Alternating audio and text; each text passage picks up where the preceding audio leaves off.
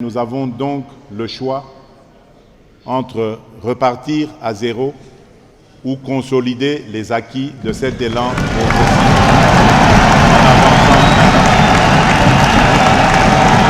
Un dernier paragraphe, presque inaudible sous les salves d'applaudissements de l'assistance, qui s'est identifié au contenu satisfaisant du grand oral tant attendu.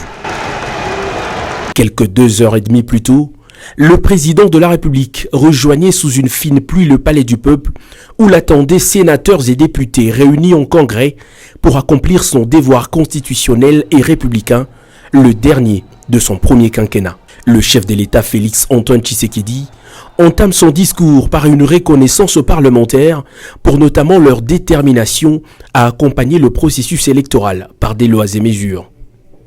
En 5 ans, des bases solides ont été posées dans le domaine de la sécurité, ce malgré la guerre injustement imposée au pays par le Rwanda.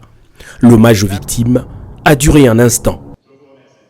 Aux côtés de la loi portant programmation militaire, la création annoncée d'une 30aine de postes d'attachés militaires dans les représentations diplomatiques vient activer une diplomatie militaire aux grands enjeux. Rien ne peut désormais être décidé sur le Congo sans le Congo.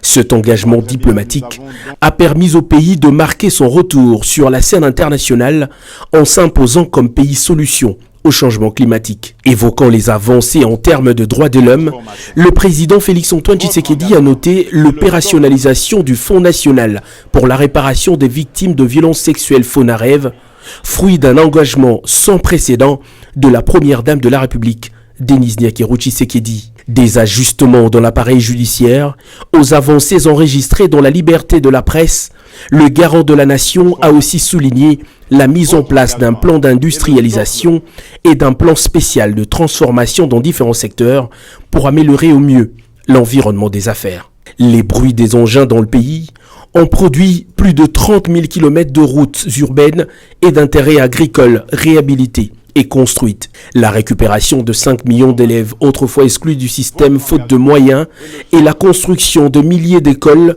font de la gratuité de l'enseignement de base un grand succès aux côtés de la couverture santé universelle. Entre création de chaînes de valeur de la production minière et inauguration de plusieurs barrages, le discours du président de la République est interrompu à plusieurs reprises par des applaudissements nourris.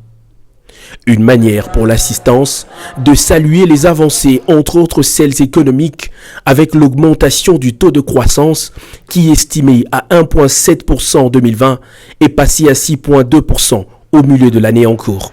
Il a fallu plus de 2 heures au chef de l'État Félix Antoine Tshisekedi pour étaler ses réalisations en 5 ans.